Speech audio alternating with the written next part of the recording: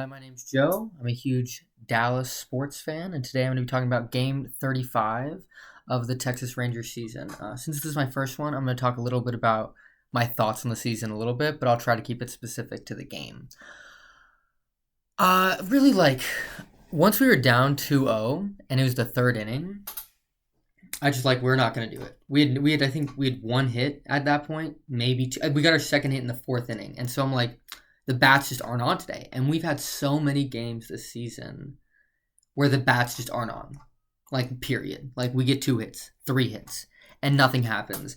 And I think a huge part of that has been Corey Seager. I when he comes up to the plate recently, I just see him as an automatic out. I have no faith. I have zero faith in Corey Seager right now. He's 3 for his last 45. It's been atrocious. And he's nothing compared to what he was last season. And you think he's going to break out of the slump, but when's it going to happen? So that's been frustrating. And when you load the bases up in the first inning and you get nothing out of it, that's frustrating. So I was annoyed. I was definitely just annoyed for the vast majority of the game. And even when we scored that run in the 8th inning, when Leote hit that double, and then we played small ball with Marcus's ground ball and Corey's sac fly, I still didn't believe because our bats were so slow all day. I'm like, what are the chances we score a run in the 9th? And oh my gosh, Jonah's crazy, dude. Jonah is such an X factor on this team. I think the stats really don't show how valuable he is on this team. He's such a great defensive catcher. He's such a good framer. And he might not be the best at throwing batters out, but he's a great defensive catcher, great framer. You can count on him 3 out of 4 days a week. And he's so clutch. Catchers aren't good at batting. That's not what they're known for. Of all the positions, catchers are the worst offensively. And he has the 8th best batting average with runners in scoring position, with runners on base. That's so impressive. Especially from a catcher. And in that 9th inning, when he hit that home run, first off, I didn't even think it was a home run. I thought it was a foul ball because we got deked, I want to say it was either yesterday or 2 days ago, with a ball that just went foul and wasn't a home run. And I couldn't tell until they did the replay where it hit the pole. And that was so clutch. It saved the game. And at that point, we had all the momentum. And our bullpen has just been ridiculously good. Kirby Yates has been ridiculous. As a Rangers fan, we all wanted Josh Hader to come to the Rangers. We all wanted Josh Hader. And he didn't. He signed with the Astros. And then we signed Kirby Yates, and I'm like, Kirby Yates, this guy's so old. What is he going to do? And Josh Hader today lost his 3rd game of the season. He's 1-3 with the Astros this season. He's a 6.14 ERA. That's horrible. That'd be horrible for a starter, let alone reliever, let alone the guy who's the highest paid reliever outside of Edwin Diaz. And Kirby Yates, old Kirby Yates, who we just signed for, I think, 1 year, $4 million or something, has, through 12 innings this year and 11 games, 0 ERA. His whip, 0.5.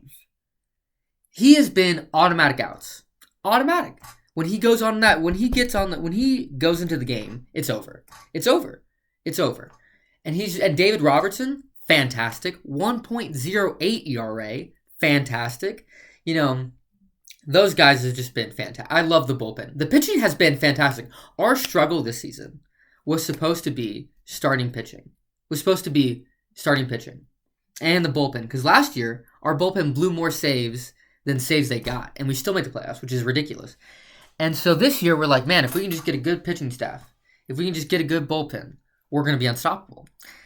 And the pitching staff's been great. The bullpen's been great. But the offense has been lackluster, which is stunning, which is so shocking. Because last year, the offense was, I don't know, I feel like it had a different vibe to it, especially early in the season.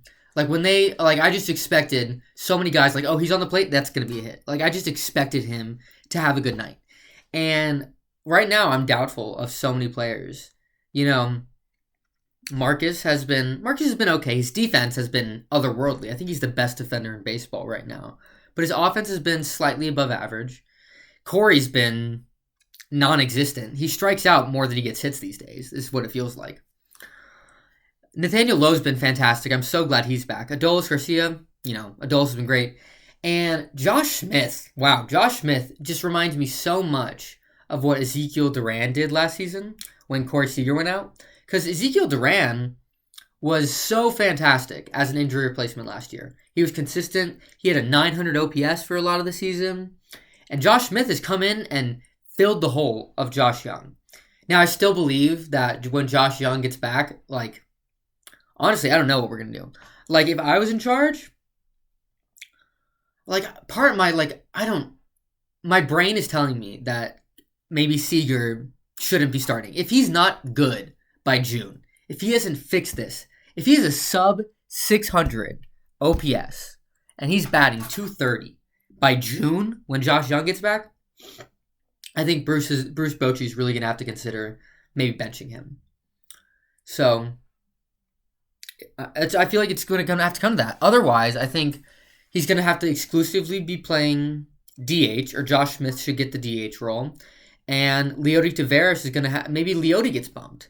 Maybe we move things around where Evan's the everyday center fielder, Wyatt Langford, who we all hope and pray that his injury is minimal, will be a permanent left fielder, and then Leody's going to be on the bench. But Leody's been great recently. So, I don't know. Corey, he just needs to step it up.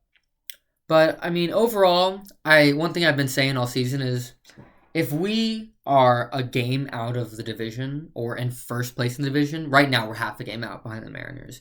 I can't complain. I can't say I'm mad at this team if we're right there into the playoffs with every single player injured. I could make another 4-minute video on just how many players were injured on this team and how valuable those players are.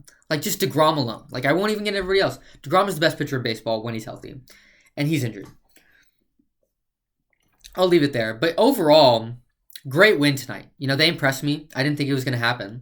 And I was just so impressed with our ability to come back in that game and to really show life late in the game and not give up. And win the series in Kansas City against a team who's been fantastic this year. Kansas City's a real threat this year. They're a good team with great players. And so, we're next tomorrow. We're in Oakland, and they're no slouch. They're I think one game under 500. They were 500 going into today.